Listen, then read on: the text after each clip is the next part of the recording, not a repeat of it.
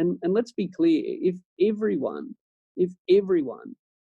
was as clever as Donald Trump, and if everyone was as clever as him and paid no tax, then our whole system of government wouldn't function.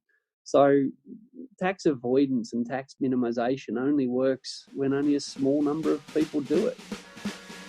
One for mum, one for dad, and one for the country. And there has never been a more exciting time to be an Australian. Budgets are about choices, Fran, and you show what you value through the choices you make. Dead, buried, cremated. This is coal. Don't be afraid. Don't be scared. The treasurer. Australia's basically done for. We'll just end up being a third-rate economy. You know, a banana republic. How good is Australia? Just follow the money. G'day and welcome to Follow the Money, the Australia Institute's podcast demystifying the big economic issues in Australia and putting them in plain English. I'm Ebony Bennett, Deputy Director at the Institute, and today, inspired by President Donald Trump, we're going to talk about tax avoidance. The New York Times was leaked Donald Trump's tax returns, which he infamously refused to release during his first run for president. And the records show that Trump paid just $750, like as in less than $1,000, $750 in federal income taxes the year he won the presidency. And that in his first year in the White House, he paid just $750 again. And it also revealed that he had paid no income taxes at all in 10 of the previous 15 years, largely because he reported losing much more money than he made. Meaning most working Americans probably paid more tax than Donald Trump in all of those years. I'm really rich. I'll show you that in a second. A stunning New York Times report on President Trump's tax returns shows he paid just $750 in federal income. And 10 out of the 15 previous years, he paid none. Because while many of you were shelling out money to the IRS every April, the president was not. He deducted $75,000 worth of haircuts. And this is a guy who, says he's for the American people. It's a joke. One of the greatest tax cheats in American history, a criminally negligent sociopath who lost the popular vote and has overseen the preventable deaths of hundreds of thousands of Americans. It's totally fake news. Actually, I paid tax, and you'll see that as soon as my tax returns. It's under audit. They've been under audit for a long time. Financial year, New Year's Eve, and that means it's tax time. There are only two certainties in life, death and tax avoidance. So according to The Guardian, 48 millionaire earners paid zero income tax in 2014-15. I am not evading tax in any way, shape or form. Now, of course I am minimising my tax, and if anybody in this country doesn't minimise their tax, they want their heads read. Because as a government, I can tell you, you're not spending it that well that we should be donating extra. Listeners, you will know that we here at the Australia Institute think that tax is an investment that we make to live in a civilised society. Taxes help create the revenue that pays for Medicare, the Defence Force, unemployment payments if you lose your job in a recession, as well as ambulances, hospitals, schools and aged care facilities and the nurses, teachers, aged care workers who work in them.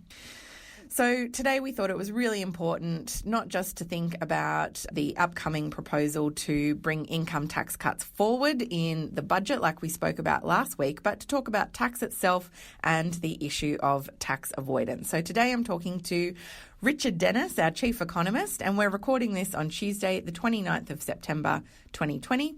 And things may have changed since recording, though I doubt Donald Trump will have paid any additional tax. G'day, Richard.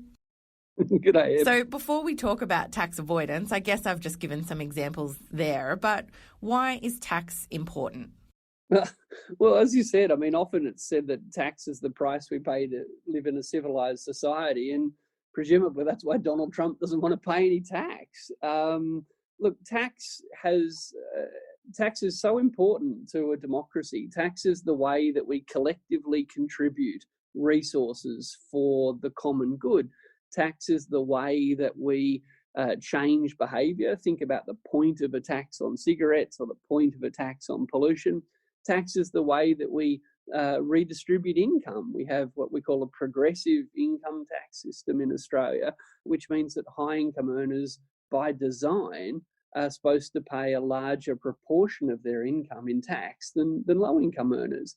And of course, tax is the way that we provide incentives for companies to do particular things. So we offer tax discounts when firms do things that we are particularly keen to encourage them to do, particularly investing in job creating or environment helping industries. So when there are individuals like Donald Trump who just basically spend far more time thinking about how they can minimize or avoid all of their tax obligations, when there are companies that put enormous amounts of resources, spend enormous amounts of money on accountants and lawyers, what they're doing is circumventing the rules that are designed to get individuals and companies to contribute to our common good. So if we've got big common projects that we take seriously, like an aged care system or a public health system, the resources for that need to come from somewhere. And that's what tax provides.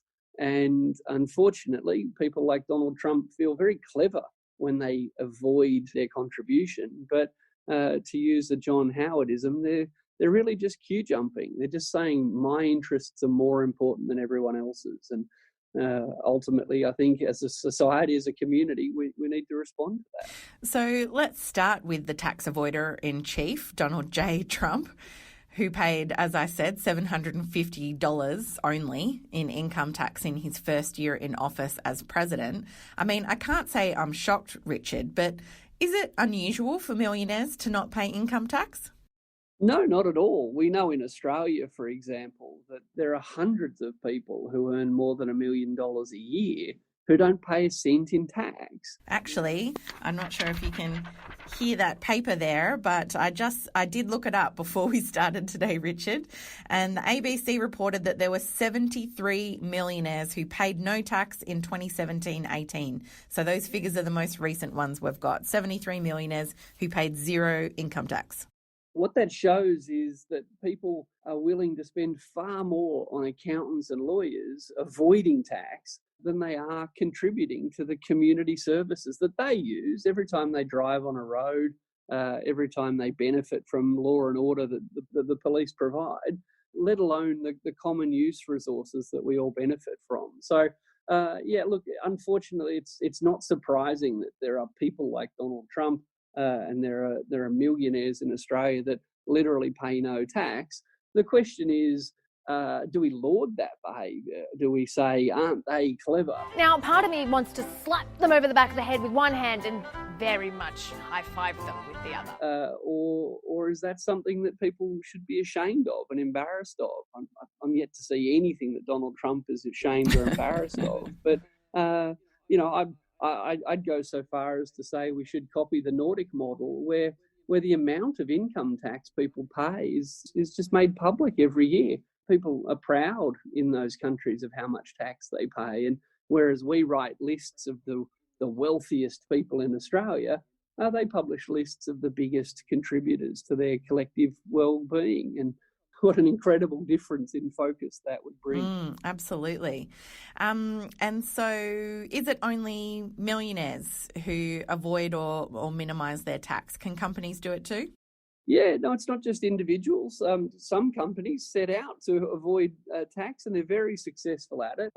And of course, there are people that just lie about their income and lie about their profits and in turn don't have any legal profits to be taxed. But there are also plenty of legal ways for companies to significantly reduce, if not avoid altogether, the tax they pay. And a common strategy, especially for big multinational companies, is to have a headquarters in a very low tax country. Ireland has been quite popular, but there's also the Cayman Islands and a whole bunch of other tax havens around the world. And what these companies do is they set up their head office in a tax haven or a very low tax country, and effectively they distort their accounts in such a way that what happens, say they operate in Australia, as luck would have it, the costs they incur in Australia are almost exactly equal to the revenues they earn in Australia. And as luck would have it, that means there's no profit earned here in Australia. And the profit is all made by the small headquarters, back in Ireland or somewhere else. Now, this is particularly easy to orchestrate when you've got companies who buy services off themselves. So the Australian arm of a company might buy IT services or intellectual property from head office. And as luck would have it, after they've paid head office for all the IT or other services, all of the Australian profit pretty much vanishes. And again, all the profits earned in the low tax country like Ireland. Now, there are things countries like Australia can do to fix that if we want to. But for a decade or more, we've just kind of watched on in frustration rather than stepping in to fix it. Amazon is a huge company, but that massive company paid no federal income tax on more than $11 billion in profits in 2018. What kinds of companies are we talking about there? Is it mainly, or generally speaking, your big global multinational corporations? Oh yeah, look, it's all the big ones you've heard of, the big financial institutions, the big IT companies, your Googles, your Facebooks, but your plucky little Australian mining companies, your BHPs. I think I saw Senator Larissa Waters tweet today that only 1 of 11 major gas companies paid tax. No, the resources industry, have been playing this game for a century, and look, anyone should just Google mining marketing hubs. BHP had argued for many years that the real source of profit from their mining came not from the extraction of the resources from Australia. Oh, no. The real value add was in the marketing hub they had in Singapore. and the marketing people they had selling their coal for them in Singapore, as luck would have it, was where they were adding lots of value to the coal. You can just imagine the coal marketing campaign being run out of Singapore. So yeah, this idea of profit shifting, what's sometimes called transfer pricing, it's a very old trick. The ATO are onto it, and the ATO won some big cases about the mining companies, which is why they're easy to Google. But it's kind of an endless fight, and these companies are always so much more willing to spend money on lawyers and accountants than they are paying their tax. It's very hard for a tax office to keep up with them. But because it's very hard, that's why we should change the rules to make it a lot easier. Yeah, so going back to individuals for a moment, you've talked about how companies avoid tax by sometimes just having good accountants. And I guess you alluded to that individuals can pay probably just as much on accountants to minimise their taxes as they do on income tax itself. I guess I wanted to ask, conservatives often say that or neoliberals, I should say, that income tax cuts are good because individuals know how to spend their money better than the government does. But the point that you were making earlier is about what we can do collectively. So an individual doesn't take their income tax cut, like one that the federal government might be about to bring forward in the budget. No individual takes their income tax cut and uses it to build a hospital or a school or a road. And that's really what we're missing out on when individuals are, paying their accountants to minimise the amount of income tax that they're paying. Yeah, that's right. I mean, what the tax system really does is it helps us to reshape our society and reshape our economy. So, take the highest tax countries in the world, the Nordic countries, Norway, Sweden, Denmark, Finland.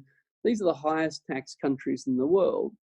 And according to pretty much all of the data available, they're also the wealthiest, happiest and healthiest countries in the world. So when the high incomes earned in those countries are taxed, what they're doing is taking spending power out of the hands of individuals and putting that spending power into their collective endeavours, which is obviously done through the government. Now, when we spend a lot of money on health and education and public transport and research and development, apart from creating lots of jobs in labour-intensive industries, what you tend to do is boost productivity and boost long-run economic growth. So, just take me, for example. If I had to pay $200 a week more in tax, and everyone on my sort of income, I earn above average income, I'm very lucky.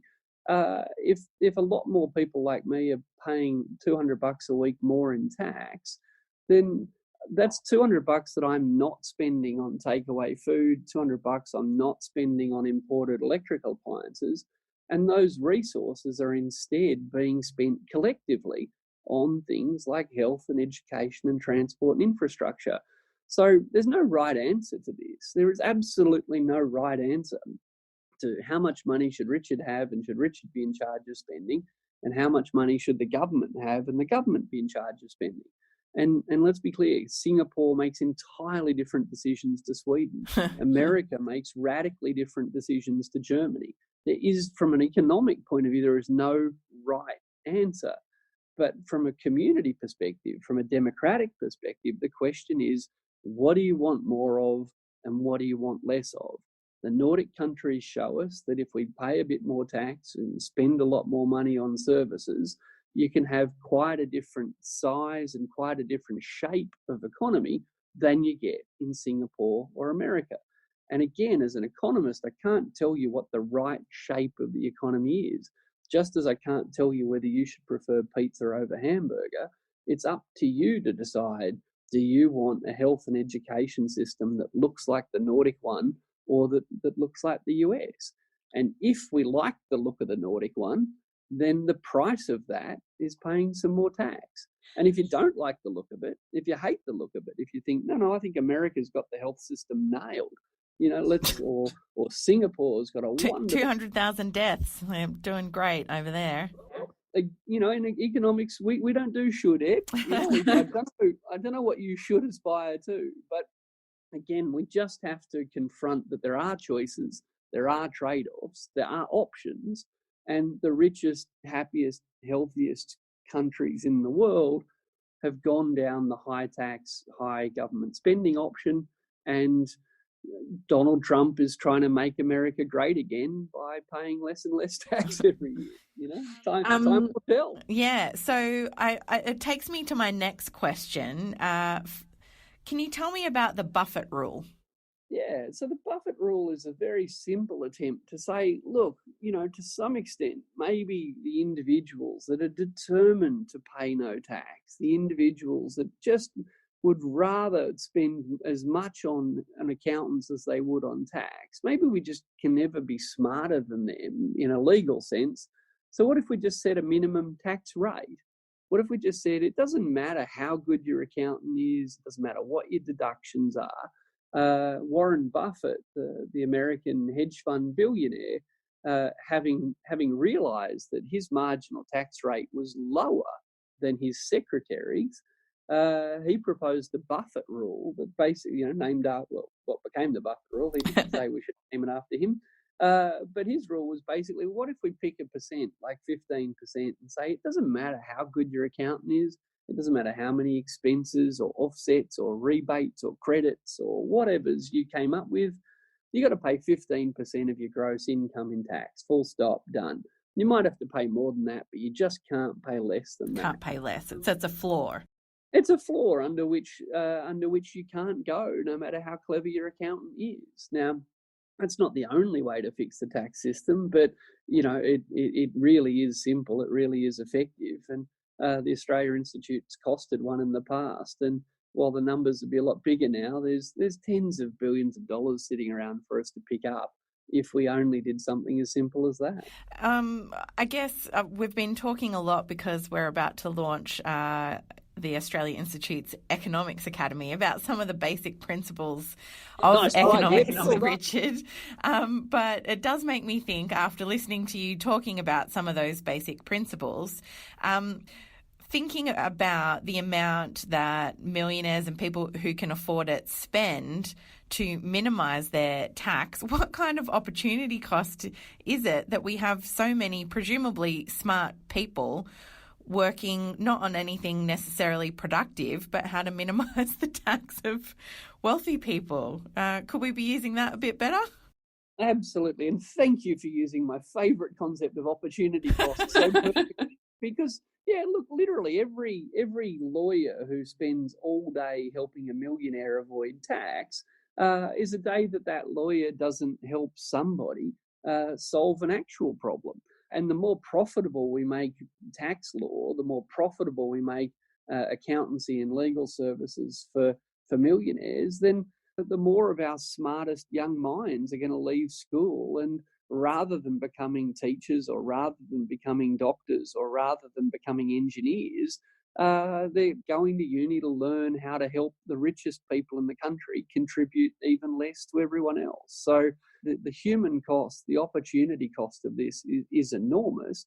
And again, simple solution. What if we said, when you spend money on your accountant, it's tax deductible?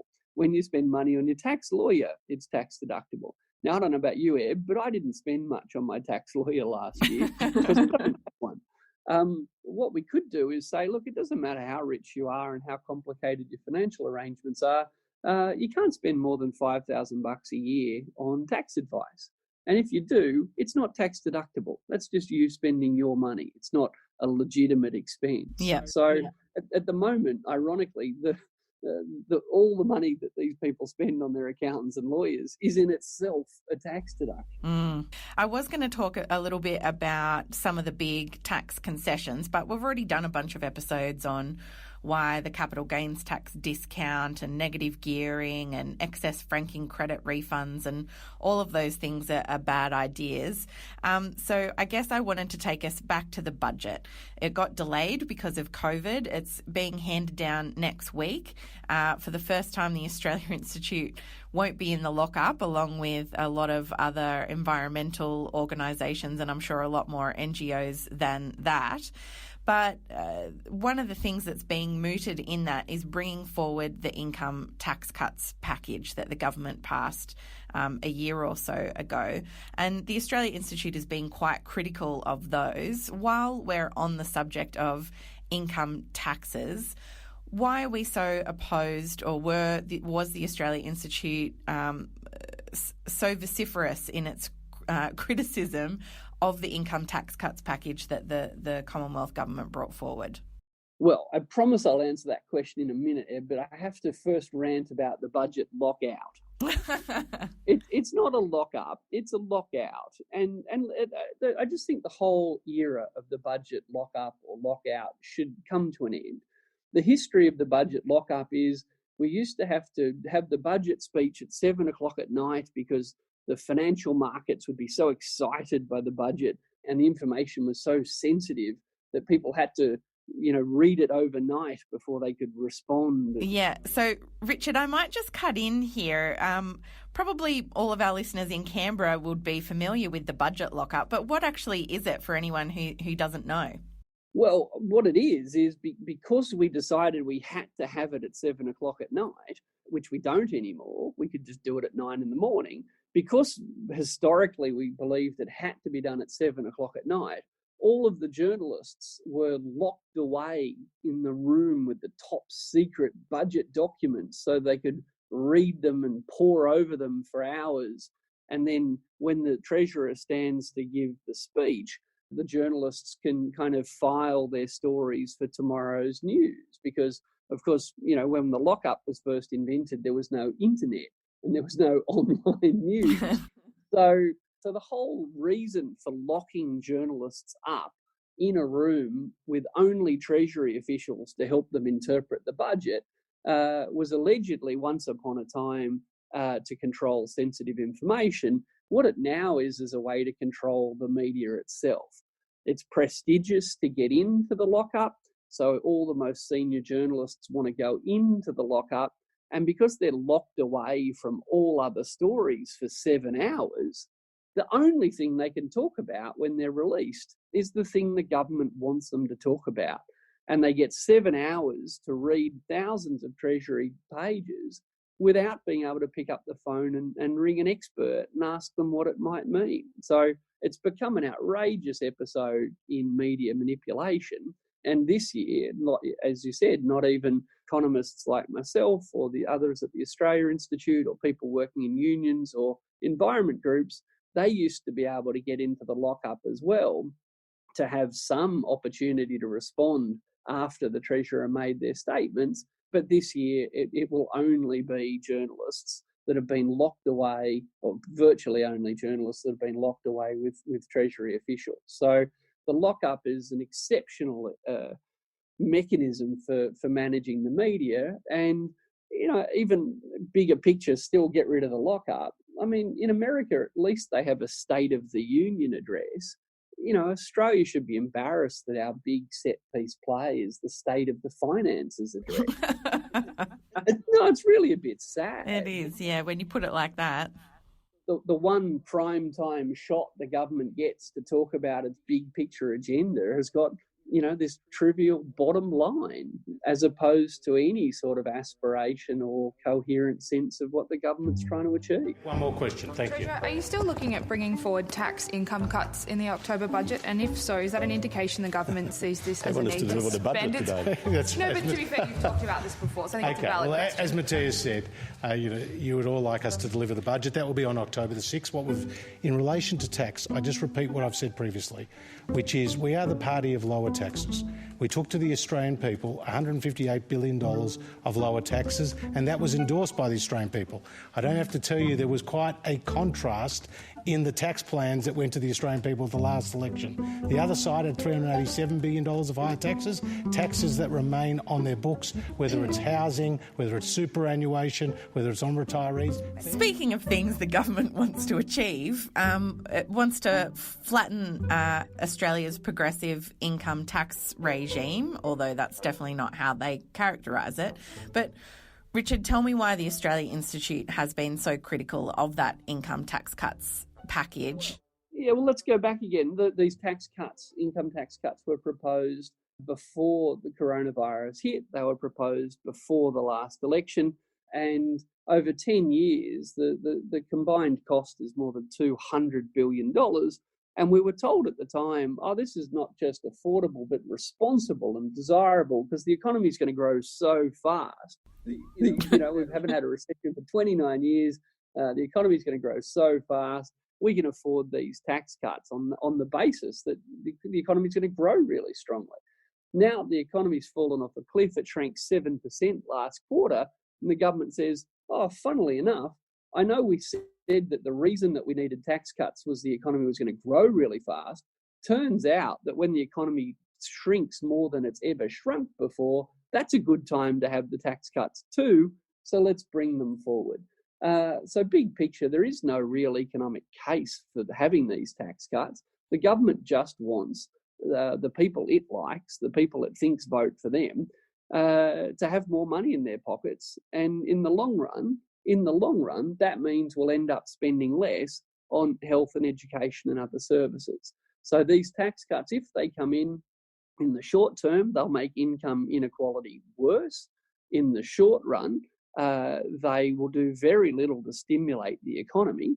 And in the long run, we'll wind up not just with a less equal distribution of income, but we'll end up with a government saying we can't spend more on public housing, we can't spend more on unemployment benefits, we can't spend more on health and education because of the budget deficit. Now, no one's talking about that now. Yeah.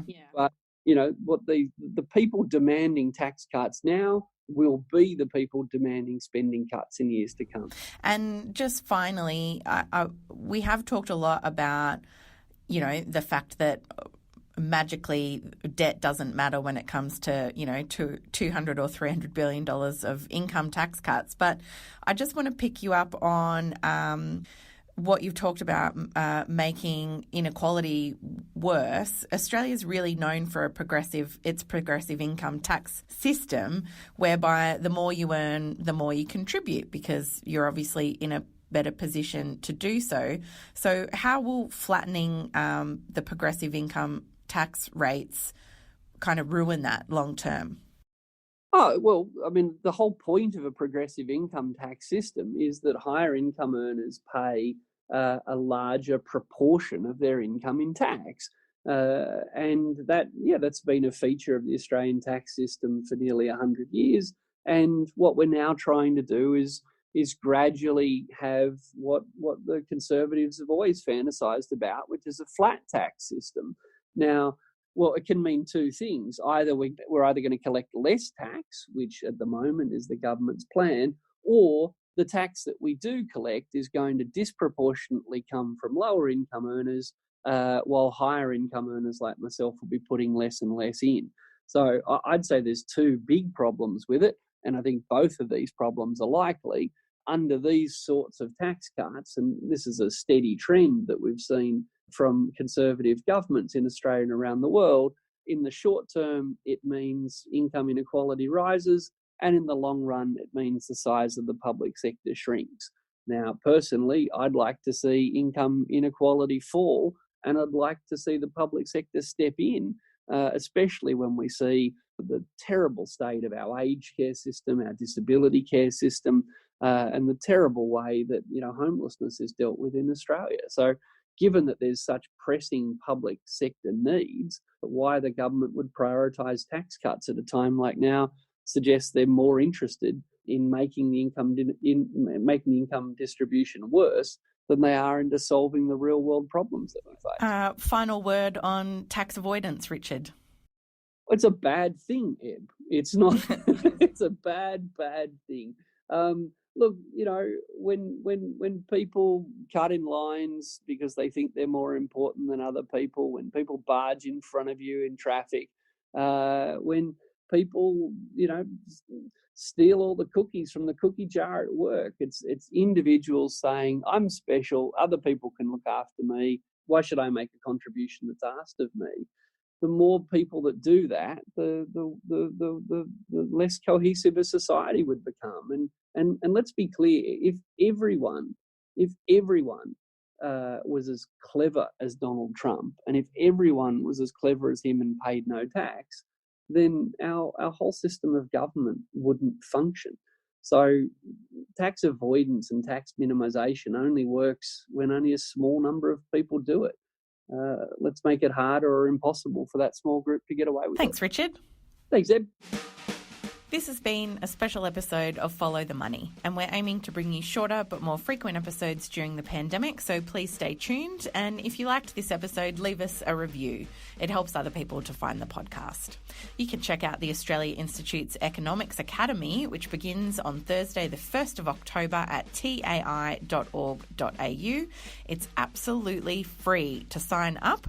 We encourage everyone to do so. No prior knowledge of economics is required, and as someone who sat in on the taping of it, I can heartily recommend it. It's definitely worthwhile checking out. Again, visit tai.org.au to find and enrol in Economics Academy and to find all our latest research and content. We're on Twitter at the Oz Institute with an AUS, and my Twitter handle is Ebony_Bennett with a NNT, and Richard Dennis is at RDNS_TAI. This episode was produced by Jennifer Macey, and our theme music is by Jonathan McFeet from Pulse and Thrum. Keep washing those hands, wear a mask, stay safe, pay your taxes, and stay 1.5 metres away. Thanks for listening.